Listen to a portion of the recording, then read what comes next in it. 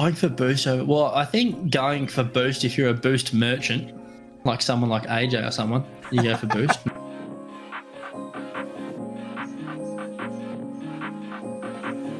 100% of the time. Yes. Always, every second of every game. Ball's going in your net, don't worry about it. Go get the boost and make sure you've got the full 100 to celebrate with the other team.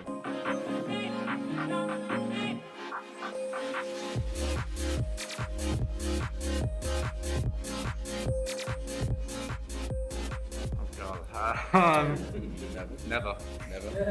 Yeah, never. Always go for ball. Yeah. Number one rule of Rocket League.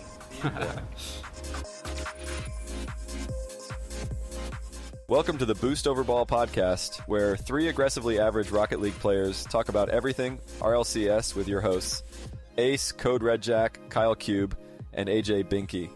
So, if you've ever wondered when the best time to go for Boost Over Ball is, you've come to the right place. Hello, everyone, and welcome back to the Boost Over Ball podcast. Today I'm joined with AyyJayy and Sasuke. How are you guys doing today? Yo, what's going on? Doing all right. How are you, K-Cube? Living the dream. Get to talk about some more Rocket League. That is the dream. Talking about Rocket League. I can't stop. I cannot stop. Proceeds to have 5 seconds of silence.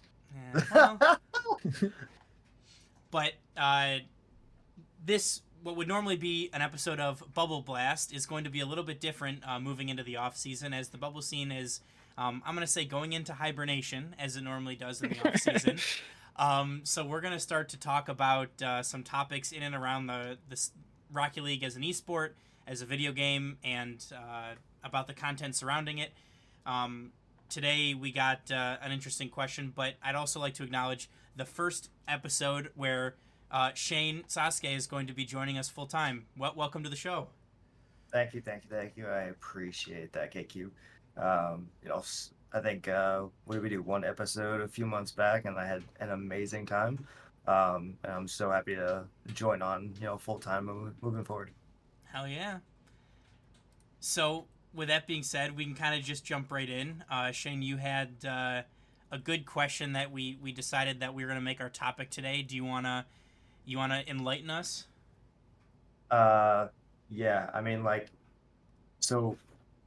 really wanted to talk about something I saw on Twitter yesterday, actually. So yesterday or today. So Liquipedia posted the oldest 10 players going to the spring major, and there are 0 players born before the year 2000. The two oldest players are Torsos and Kami, and both of them were born in mid to late 2000, almost 2001. Like, that's insane to me. So do you feel old let's yet? just get it out the way. All right. So I feel like I'm the youngest on the podcast, right? I'm 23. Am I the youngest in the podcast? Yes, this is Yep, true. yep. Yes, you are. Okay, cool. So I just want to make it known, I was born in the year 2000, and according to this thing, if I was in the RLCS, I would be the oldest player. What the fuck? Like, what? I'm gonna put this in important info here for KQ. I got the tweet up, but I mean, Torsos is younger than me. We were looking it up, and I was like, okay, fine. Like, that's one saving grace. Like, maybe if NRG was at the major, okay, they just miraculously they were at the major. Maybe Garrett G would be older than me. I'll go ahead and look at his Wikipedia, and lo and behold, this man, Garrett G, is younger than me by a full year. He wouldn't even be. He's barely scratching the top 10 list. Like, that's a lie, but that's just insane. I don't have any words. I think he's below. Let's look.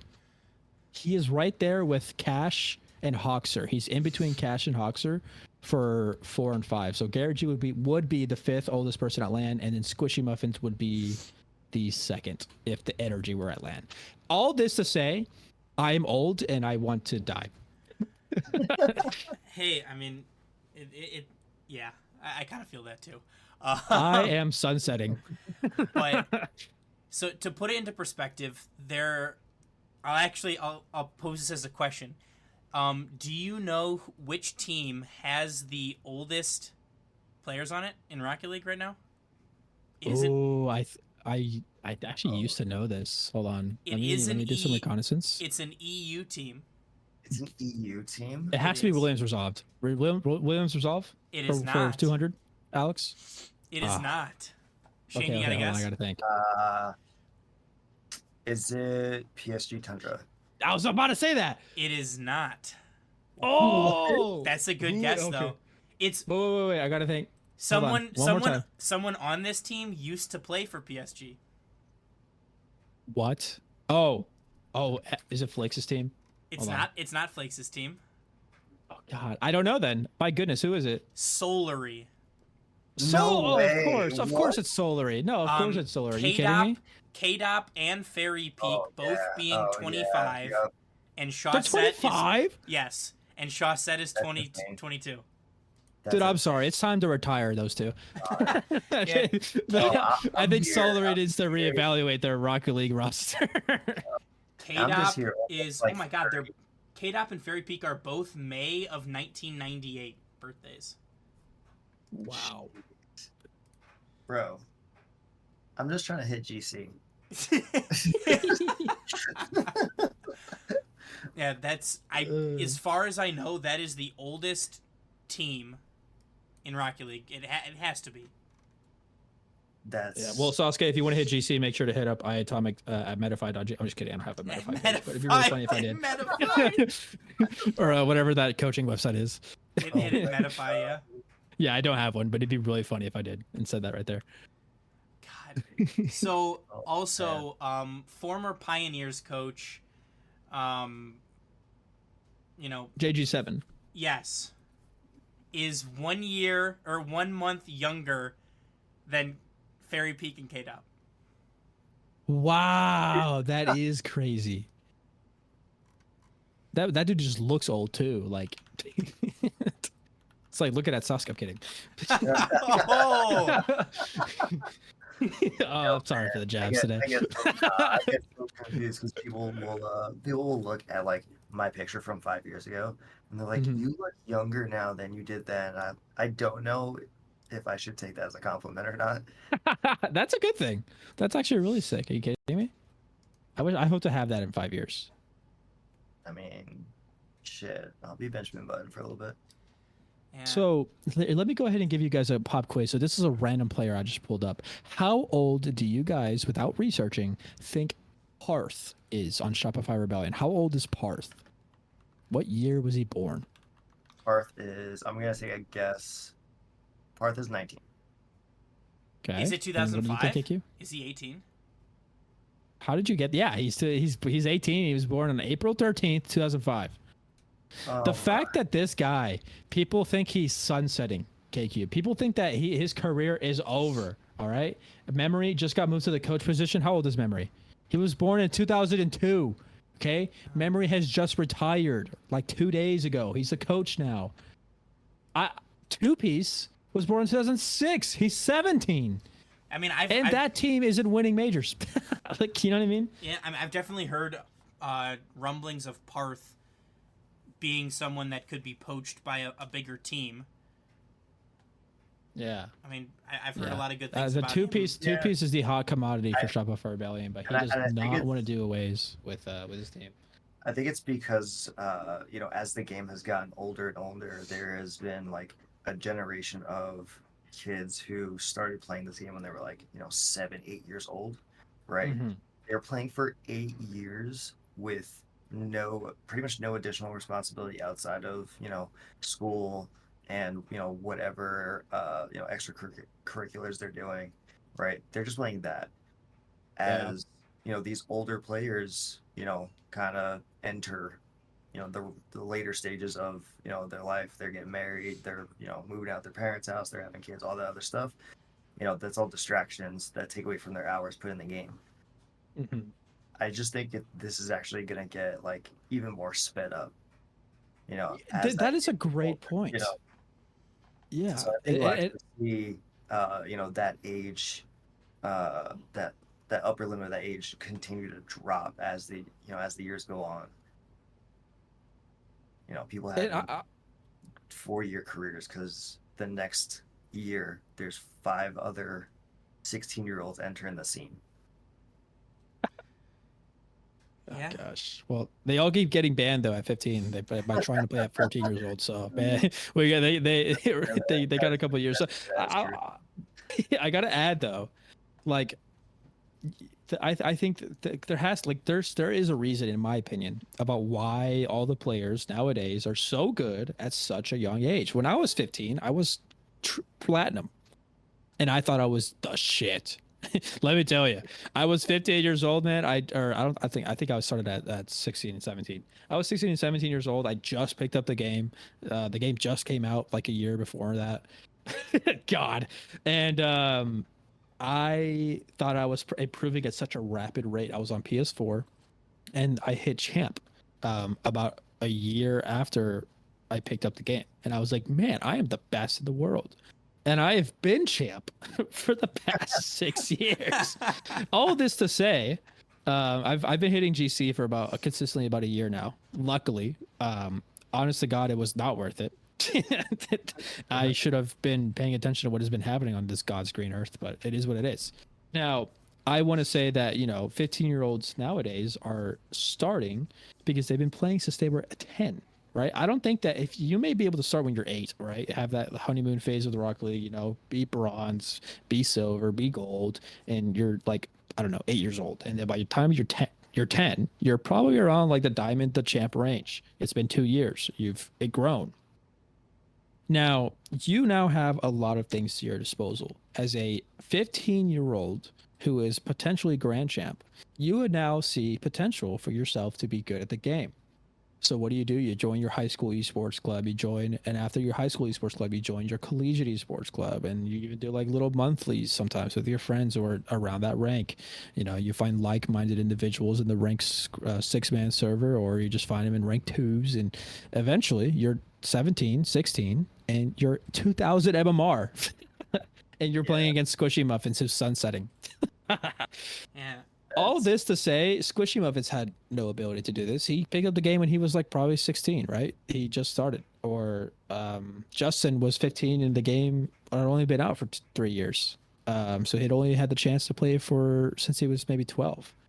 So you have so much support nowadays because esports has been so legitimized as like a thought-provoking game, a sport, I would be daring to say, to where these people have support in that realm of being good at a game. If you were good at Call of Duty back then, it was just like a status symbol, and then that's it. You just like played Call of Duty after school. Nowadays, you're on a team, you're scrimming, you're practicing, you're coaching, you're managing time, you're now doing a lot of things. It's just esports as a child. It can be competitive and fun, and that is just such a nice layered pie, I think, that people have nowadays. Yeah. Oh, go ahead. Sorry, I was basically gonna just take that further. So, like, the way that esports has also legitimized the players to now be attractive to outside brands, right? Now you have, these pros that maybe are also streamers, right? So they're now able to monetize just their own content, right?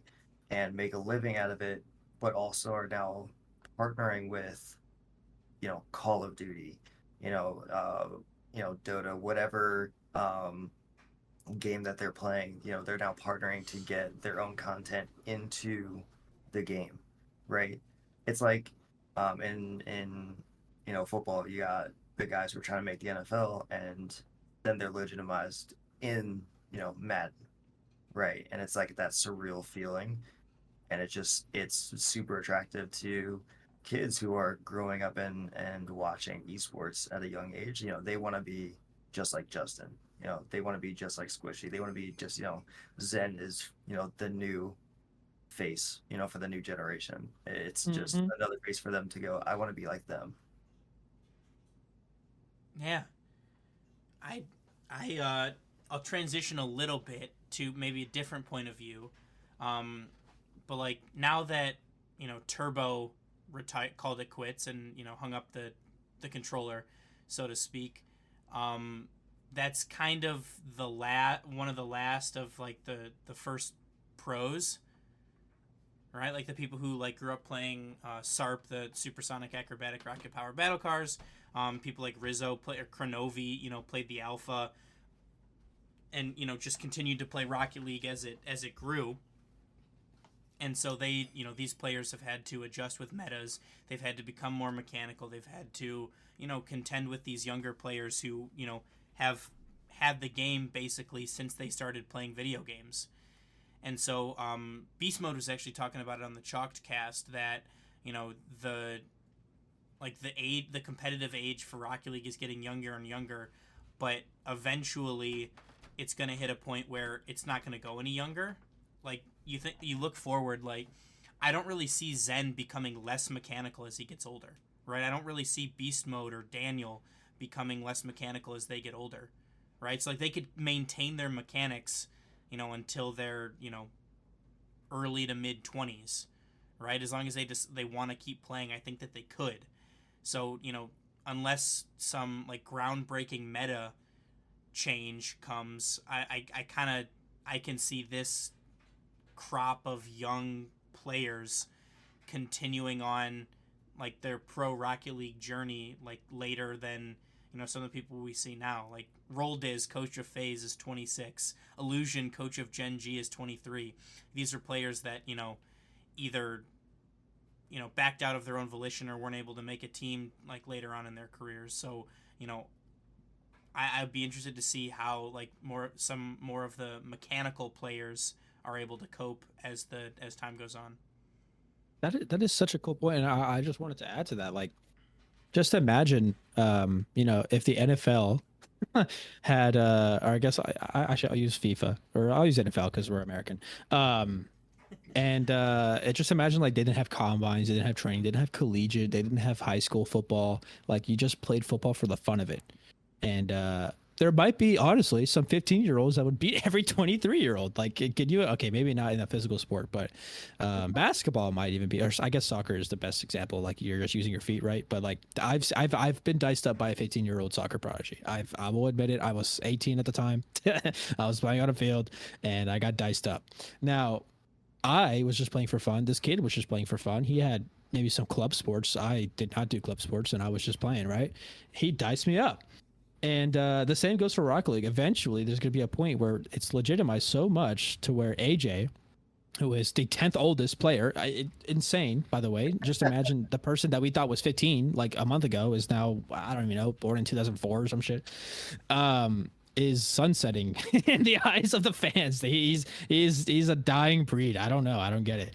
But I think that AyyJayy will be able to hold his own for the next 4 or 5 years, and he knows it. I mean, sure, life comes at you fast as a Rocket League pro. You got to start paying. Oh, no, I have to like pay for an apartment with my Rocket League pro salary. Okay, let me take 30 minutes to deal with this signing of my lease. Okay, now another 30 minutes to take out the trash. And no, I have more responsibilities.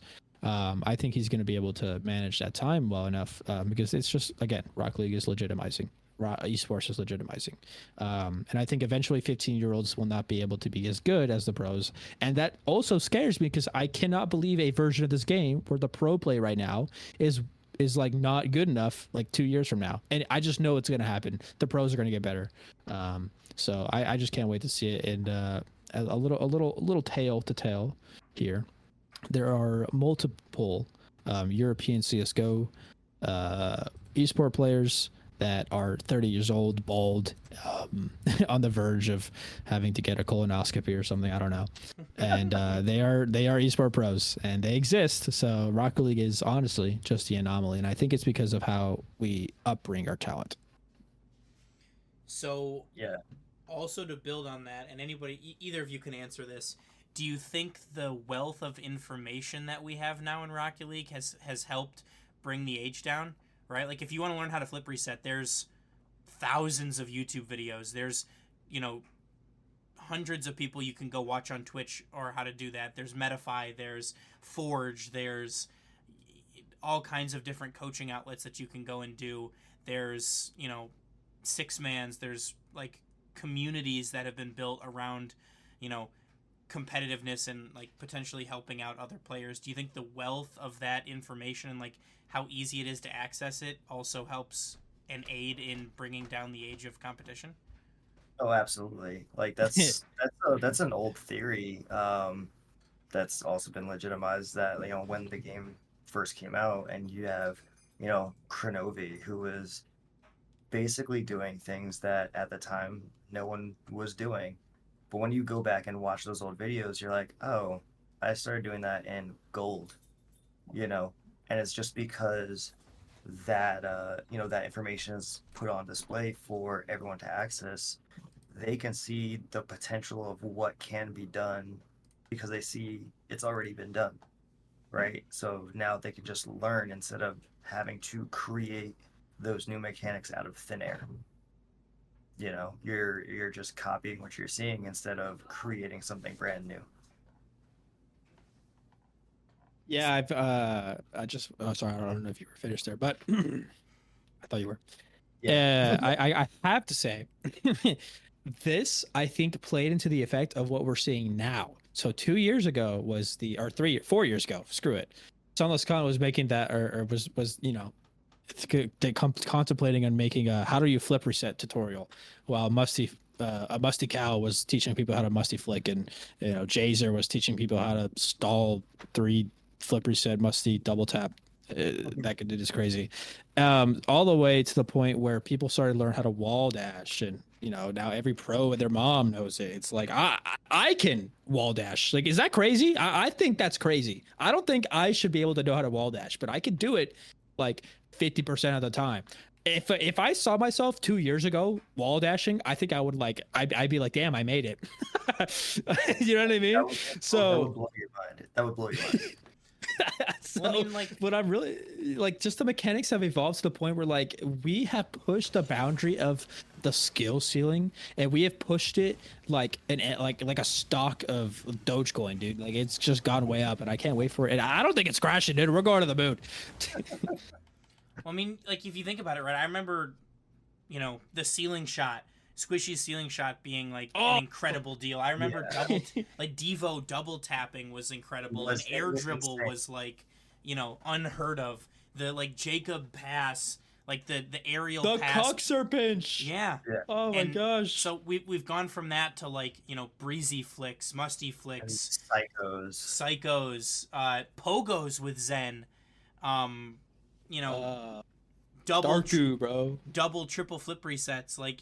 The skill ceiling has been pushed so much higher. I will be extremely interested to see how much higher it can be pushed. But I also think the fact that the skill ceiling is so high actually is another reason that the level of competition has increased, but the age of competition has decreased. So at the beginning of competitive Rocket League, people didn't know what was possible because it hadn't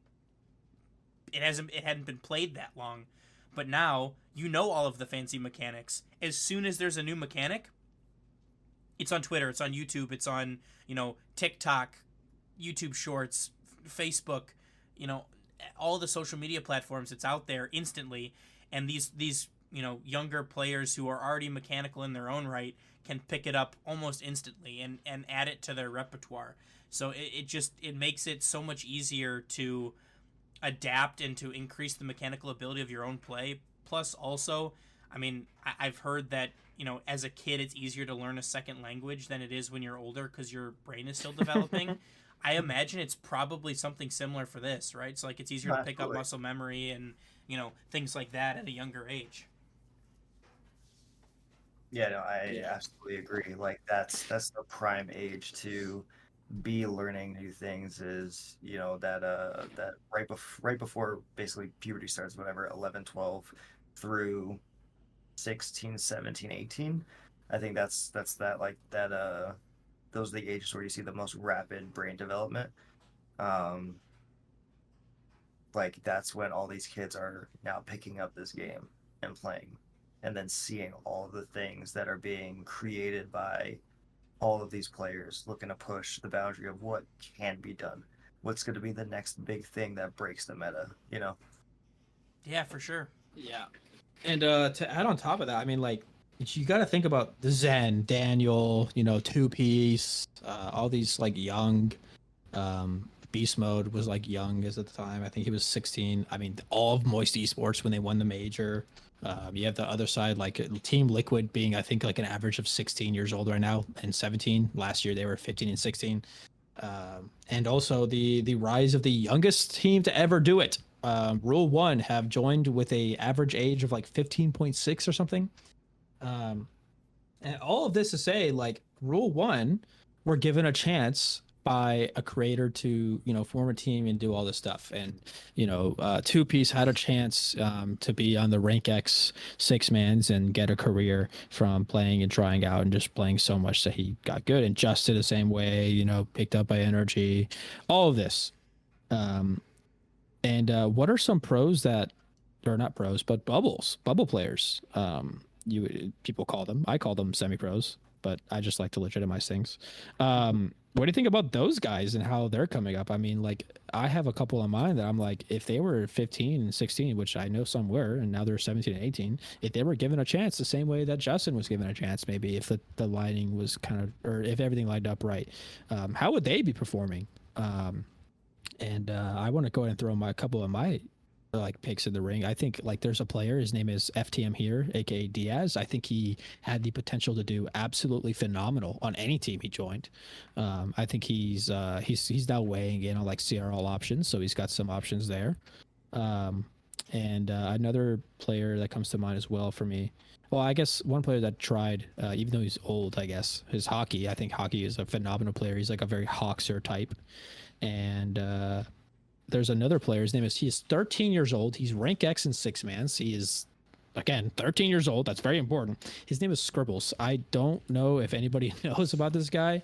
A lot of people do in the pro scene, just because he's like, you know, everyone pays attention. And dude, he's insane. I mean, last 2 years ago, he was 11. And a year before that, it was 10. Like, it's crazy. And he's winning 1v1 tournaments for $50. I mean, to him, that's got to be like half his salary in a year. He got his PS4 taken away from him. He tweeted he got my PS4 back. Oh, sorry, controller. I think it was broken.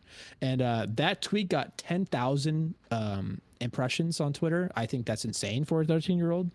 People are obviously taking interest in this, and his tweets go, I mean, they're not being unseen. They're just not viral for the Rocket League community. So I think that he's in like a very good bubble space.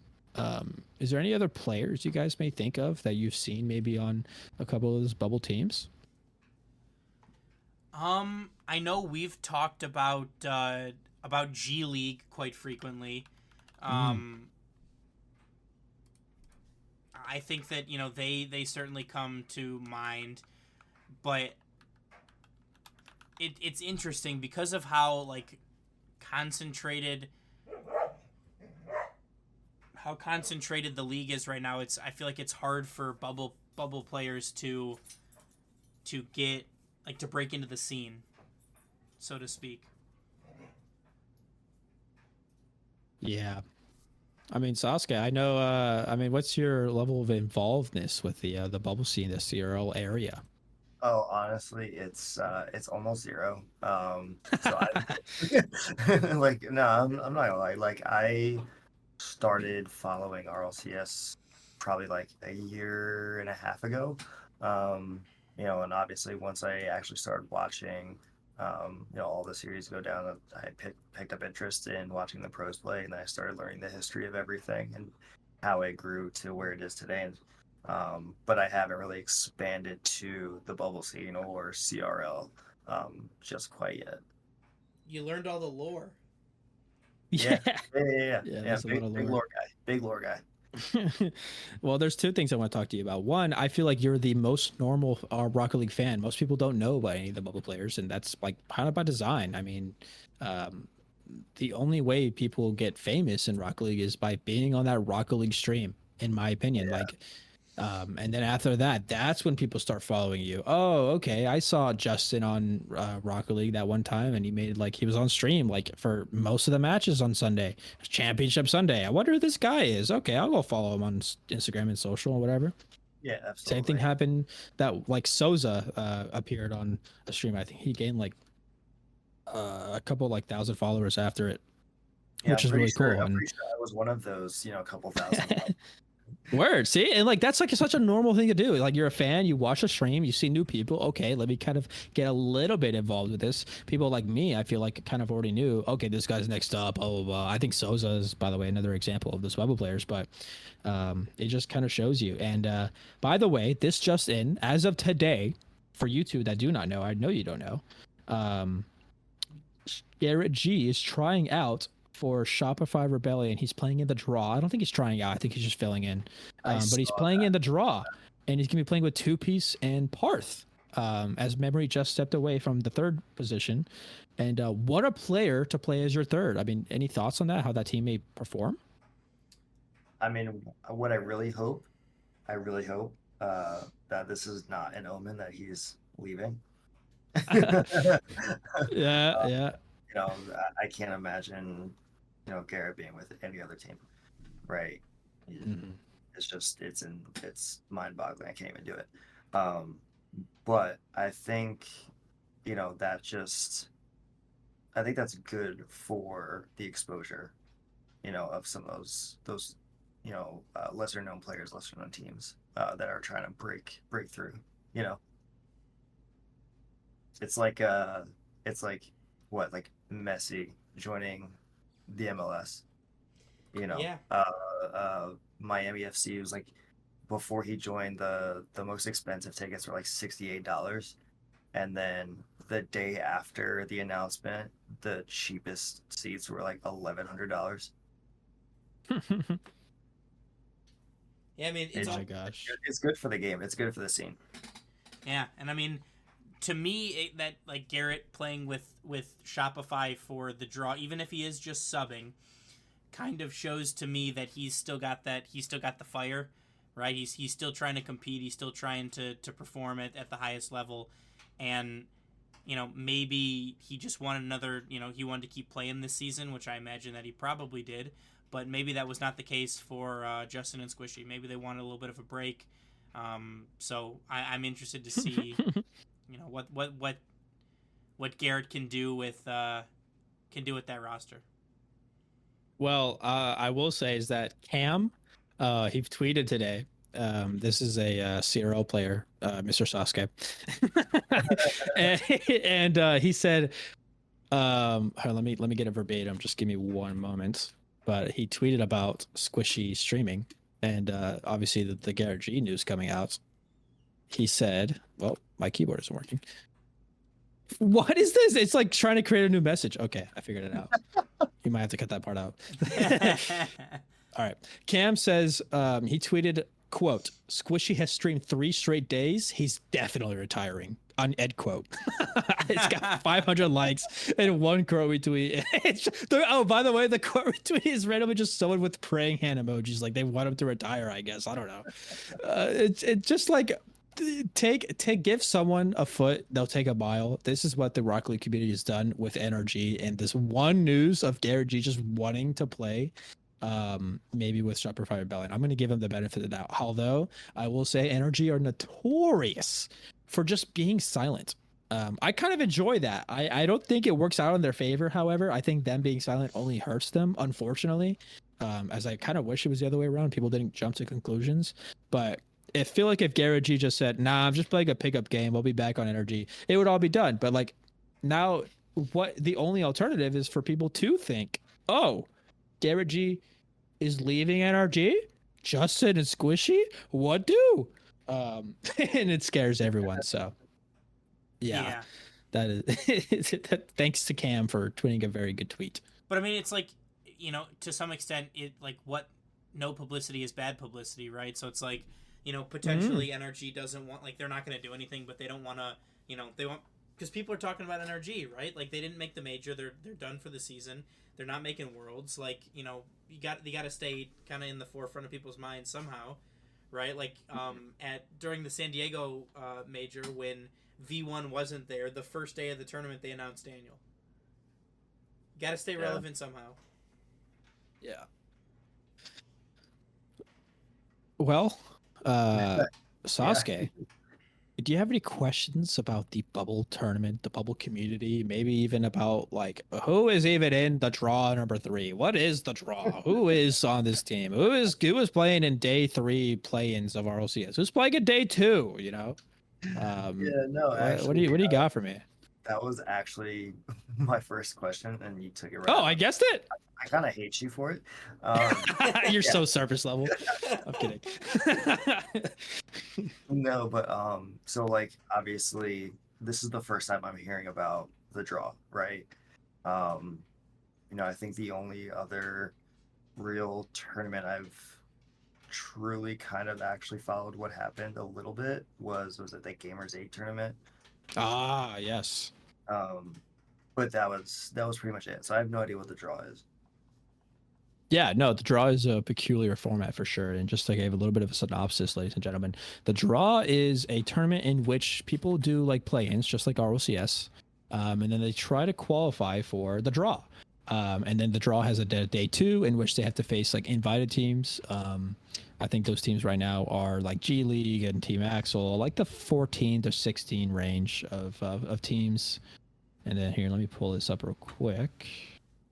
Qualifier. So you're playing in the qualifiers. The teams that you have to qualify against are Sup, which is Expert, Zenil, and Cheese. This time they've replaced Ajax. He must be honestly Washed. he must be out of. Yeah, no, he's not washed. I think he's just not available for the tournament that day. Yeah, no, he's definitely he's not available.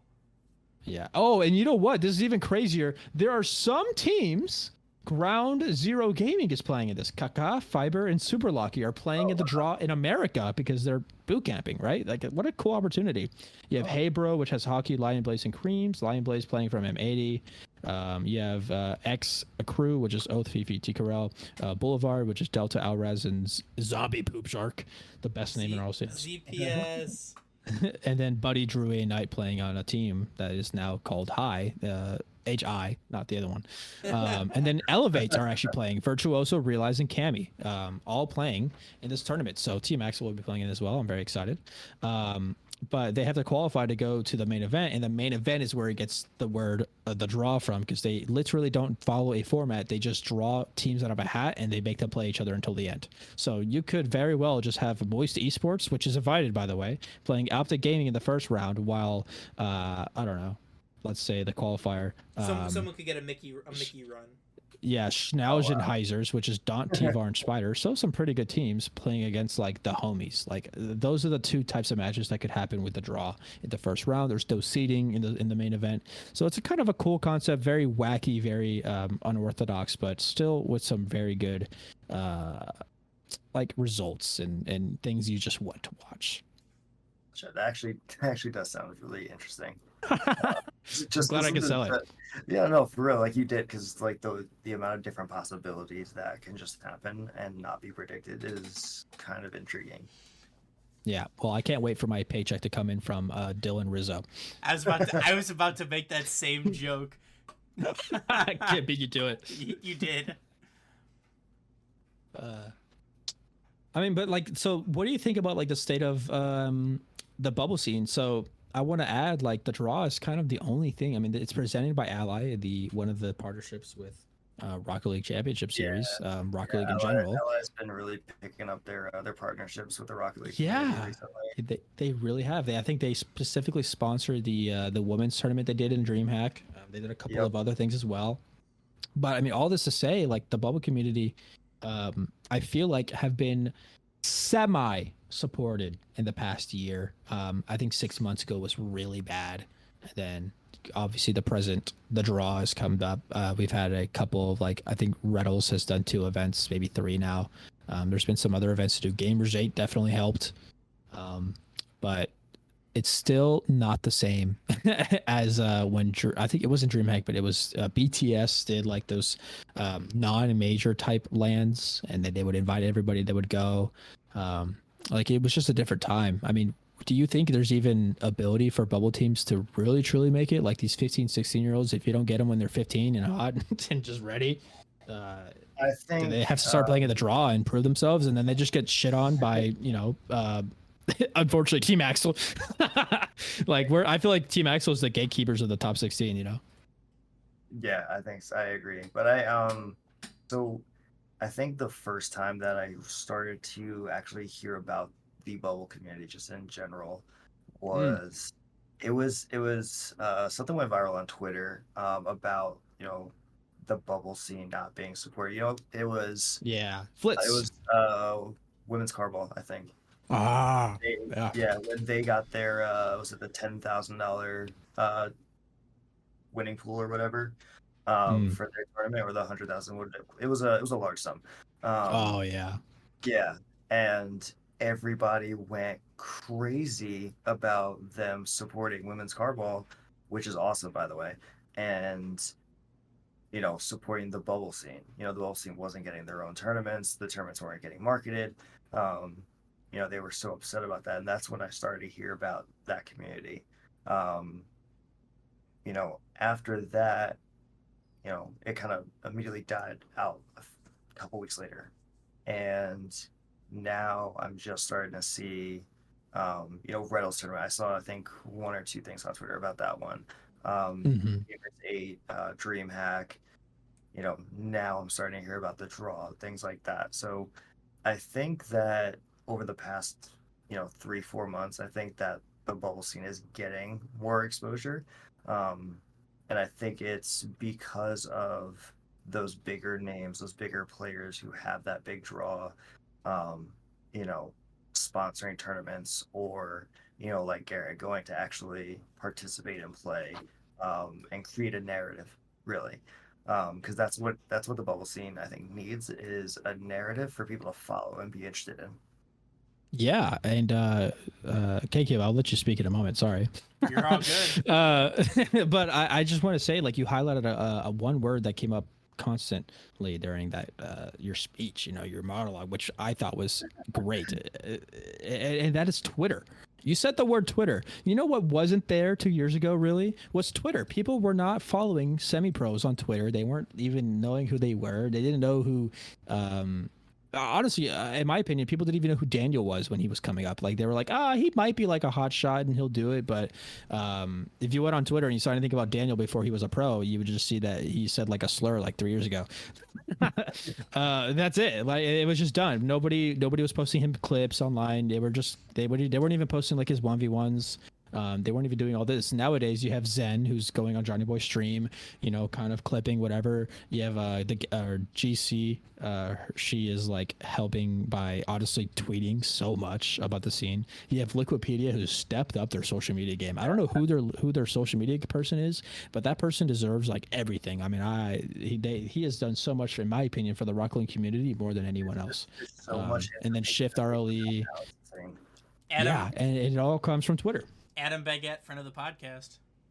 Yeah. Oh yeah, there we go. Yep. But yeah, I mean, I think all of the increased exposure helps. Like, so the success of women's carball, like how awesome that was of an event that they had at DreamHack recently. Their increased presence on social media, their the success of the content creators that are in and around that scene. I mean, we've had Karma on the show a few times. She got signed by G2. Like, indirectly, all of the people that find success in Rocket League help the bubble community.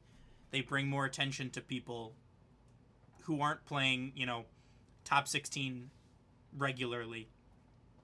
I mean, because you think about, like, I mean, I'm going to go back to G League, right? So, like, there was a time when Aqua and Beast Mode came into RLCS at the same time. They were both, like, who's going to be Rookie of the Year? Is it going to be Aqua? Is it going to be Beast Mode?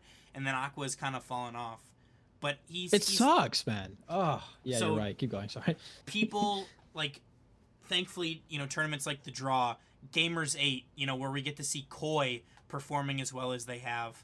I mean, they beat version 1 in round 1 before, but before that point, you see teams like Hogan Mode starting to perform well, but these And smaller, an immediate huge following. yeah, exactly. But like the Draw, Gamers 8, smaller tournaments like that, not necessarily like open qualifiers or anything like that, but these smaller tournaments really allow exposure, which I think really is the name of the game, especially kind of in our social media run esport, right? So like Zen. Like Zen had all the hype in the world coming at him after he For, was for running. almost like a year. Yeah, because he Like, was almost a running. year. He was running the 1v1 gauntlet on Johnny's stream, and people were jumping on the Zen bandwagon. You know, rightfully so. He's a fantastic player, but you know that allowed him to have the exposure necessary to burst into the scene.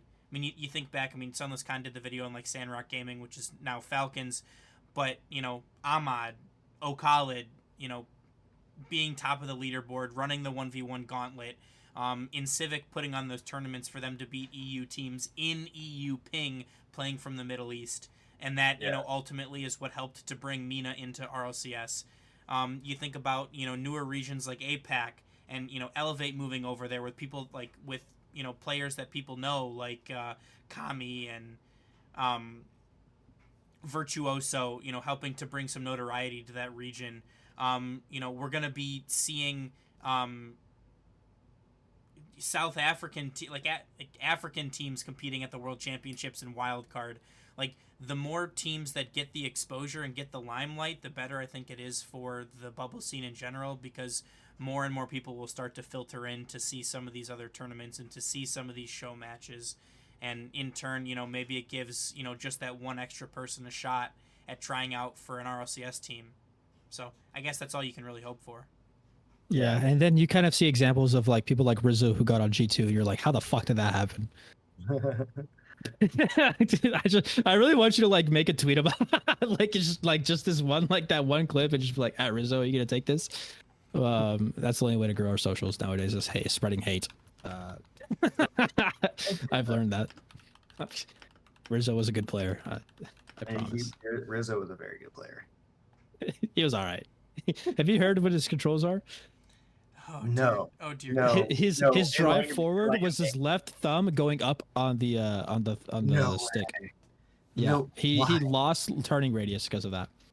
Unironically, Why? he tried driving like a Halo like a warthog. No. So, I think if you put him in Halo to drive a warthog, he could hit a flip reset. Like he'd just give him a couple hours. This man would be helling like 3, 4, 5 times. He would Easy. drive it like a wraith. But yeah, I mean, Keiki, but what a wonderful day it is today. I mean, it is the 29th of what is this, June? We're about to enter July. The 4th of July is right upon us. I'm about to go on vacation. I need it. What's been going on, you know, with you guys? I'd like to just catch up with you guys real quick a little bit. So I am now working night shift. Nice. Yeah, I'm working 6 p.m. to 6 a.m. Jeez. But you know, for the first time in like 7 years, I get off Fridays and Saturdays. So I actually have a weekend now. Oh, nice. And Keiki, are you also a vampire? No, I'm just happy to be back on Eastern Time Zone. I spent a little over a week in London and then Paris for a wedding reception for my sister-in-law, and I'm ready to be back recording the podcast. We took a little bit of a break there, so I'm happy to be able to talk more Rocket League and to have a normal sleep schedule. Did you play Rocket League in London and or wherever, Paris, I think you said? I actually did. Okay, and how was it? How was the ranked experience? So, in London on our last day, we were walking around and there was a Samsung store in London, and it was probably like the bougiest store you can think of. Like think like an Apple store, but like way fancier. And they had like a Volkswagen conversion bus that they converted into like a gaming bus. So it had like the Samsung Odyssey Arc, some of their like super ultra wide monitors, and they had Epic Games logged in, and my wife Lauren was like, "Hey, look, there's Rocket League on that one." I'm like, "Dang it." So I jumped on and I was like, I had to play one game. Did you win? No. But I didn't. I'm gonna blame it on the controller. So I use. Right. I use one of the pro controllers, and my boost is on one of the paddles, You and need a back button. they did not have those. I mean, I still scored a couple times, but I did not win. Did you hit one flip reset? Did you even get the flip? I did get the flip. I didn't hit the ball though. No worries. That's all that matters. You're on the come up. I'll let the agents know. Hell yeah. Well, that was oh my gosh. Yeah. I cannot believe you got to play Rocket League in London. And then you got shown why Europe is better. That's right, baby. I'm converted. Yeah, I also I will say I think Europe is better. yeah. I think it's just so I don't think anyone could argue NA is better anymore. Like I know First Touch are still trying. Just let it go, guys. Just look if you got to look at Alpha, you got to look at Zen, you got to look at Monkey Moon now with the power of Rise. You got to look at the entirety of Team Liquid. Are you kidding me? You think Beast Mode Daniel, even though they're not even in the major, and they were the only people that could like be compared to Team Liquid or Moist Esports nowadays, whatever. Like we are sending. Who are we sending again? Like we're not competing, bro. I'm sorry to say it. Like Roldiz, the phases seem to be going. Oh my god, everything is so messed up. Rocket League is it's an NA is in shambles. This man is the anti-Bates. I speak the truth. I mean, I always lie. That's the Okay. anti-Bates. So, I asked this same question at the end of the last episode on that went live earlier tonight. I'm gonna leave it open. I'm gonna post it on Twitter. I want to hear your answers on Twitter because I'll try and get some traction on this one. But you think about the teams in EU, right? You know who are ranked highly in EU, and even the teams that aren't making the major that are still pretty good. And we know the teams. Well, we know NA teams because we cover NA teams. But like as of right now, I'll just use the spring rankings. In EU, it's Vitality, BDS, Carmine Corp, Liquid, Moist, Hogan Mode, Tundra, Guild, Oxygen, and G1, rounding out the top 10. And in NA, the same is Space Station, Furia, Optic, Complexity, Gen G, FaZe, V1, G2, Shopify, and NRG, rounding out the top 10. So if you were to put all of these teams in a list, like in order of skill, competitiveness, ability, like a tier list, at what point does the first NA team slot in? Oh, is it any team? Like I could do any team, all that stuff. You can do any team, but like I said, I will post it on Twitter. I'm interested to see what the viewers and the listeners have to say about this. And next week when we do our major or our major primer, and we can actually make this a topic for next week for us as well. Like this could be a whole topic on arguing or not arguing, but discussing where NA teams slot into the overall Rocket League region, not just their own region, but like as a whole, where they slot in. Great question. Well, I'm going to go ahead and just go down the list of Europe's RLCS 2022-2023 rankings. You have Carmine Corp, Team Liquid, Team Vitality, Moist Esports, Oxygen Esports, Team BDS, G1, PSG Tundra, and that's where the moment PSG Tundra is introduced, I think that's where it drops. You have Solary at 15, tied for 16. I don't know how Solary would perform. Monaco Esports actually above them. Okay, and then so here.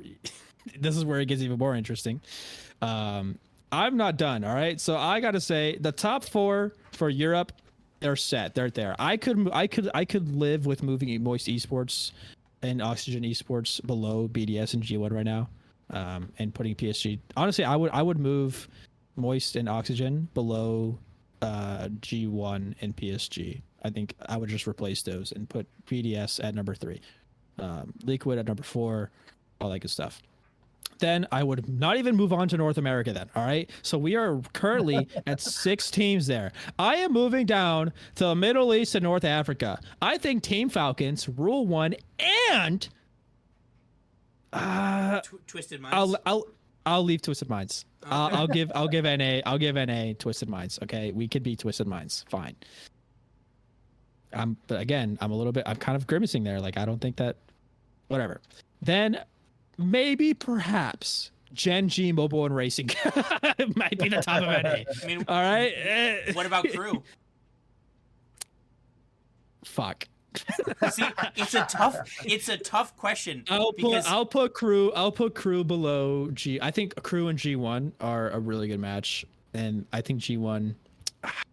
I would put Crew above G1, below BDS. I would put Team Falcons at like number 3 or somewhere around like number 5, maybe top 3 like in the world. I would put Rule 1 like number 2, number 3 in the world. I would put Carbon Corp number 1 or 2, Team Liquid number 1 or 2, Vitality, fuck it, I'm number 1. I'll move everyone else down. And then, and only then, I'll put Gen G at like maybe top 10. They're scratching the surface, man. And then after that, I'm going to have to give it to Complexity, and then Furia, and then FaZe. FaZe is finally going to scratch my actual North American roster at like number 15 right now. I would give it to number 15 for FaZe Clan, and that's not on import teams. I was going to say, Furia, Sam import, Complexity, Sam import, Gen G, 2 EU imports. So that just kind of shows where our head's at. I think it's similar for me. It's not in the game. It's not in the game. Yeah.